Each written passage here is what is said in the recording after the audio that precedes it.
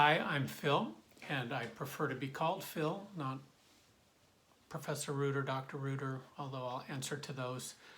Um, I really don't like being called just Rooter, so don't do that. Preferred pronouns, I'm an old guy, and before pronouns were declared, so I'm he, him.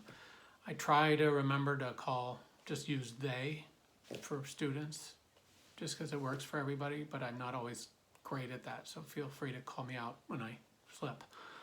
Hometown, Menlo Park, California. That's in the Silicon Valley, south of San Francisco, and I was born there in '61 before Silicon Valley was a thing. It's unique. It's the home of Facebook now, and then also the weather is so amazing there. I guess if you're from Hawaii, the weather there is pretty darn good too. But like Hawaii, so many people want to live there that, just a 3-bedroom ranch goes for millions of dollars. So it's nuts and puts a huge pressure on your earnings, but it sure is nice to visit. So I do a lot. My siblings still live in the broader Bay Area, Watsonville, San Jose.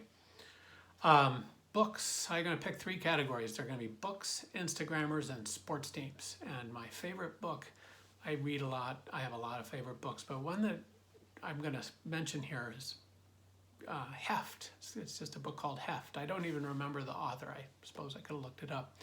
But the reason I liked it was that it changed the way I think. The main character was this really sympathetic man who actually was terribly obese. I don't know, 400 or 500 pounds, just beyond what you would see day to day.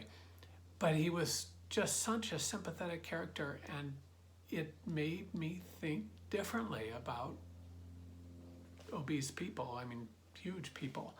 I grew up in California, and everybody's fit and skinny. At least that's the stereotype, and it's somewhat true walking around.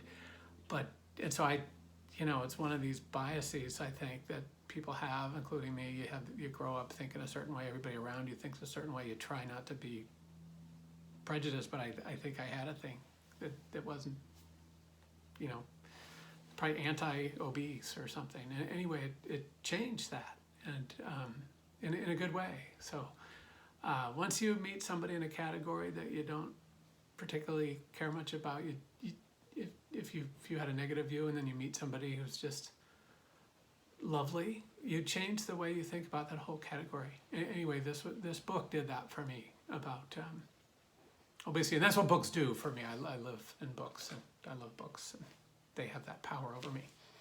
Instagrammer. I read a New Yorker article years ago now about this new economy thing that I'd never heard of before, where people make their living on Instagram. I say it like it's a new thing. You probably grew up with it, but I didn't know about it. Anyway, this Where's My Office Now is the name. And this man and this woman left their jobs and lived in a van just on the road. He's a surfer dude, and she's this fairly high-powered computer programmer and marketer. Anyway, so she can do her work with a laptop and get some money on the road, but he's a surfer. Anyway, they made, I should say, 6-figure income. Who knew that's possible? Just by making interesting posts and once they got popular enough, product placements, and I just couldn't imagine making a few $100s off that, let alone 100,000, 200,000, whatever. So that was really interesting. So I followed them, and I've been following them, and of course she's gorgeous, and he's, I suppose, very handsome, long hair, beard, surfer guy, but very, very good looking too. And they're really cool and sort of Zen, philosophical posts, and every now and then somebody's looking real good in a bathing suit. You got to get your followers one way or another. Anyway, it's I shouldn't be laughing, but maybe 6 months ago the pair split up, and now he runs the account. She occasionally posts to it, but she's in Maine and he's still doing the van thing, and it's just sort of interesting. You come to know these people, and they were never married, so they didn't divorce, but anyway, they're split now. And then sports team, as my last category. I'm a huge Niners fan. I grew up mostly the 70s. I was, my first 9 years were in the 60s, but then the 70s is when I got tickets because my relatives had them, and they'd give me tickets because who wanted to go see the 49ers play the New Orleans Saints. Those were the two terrible teams in the NFC back then.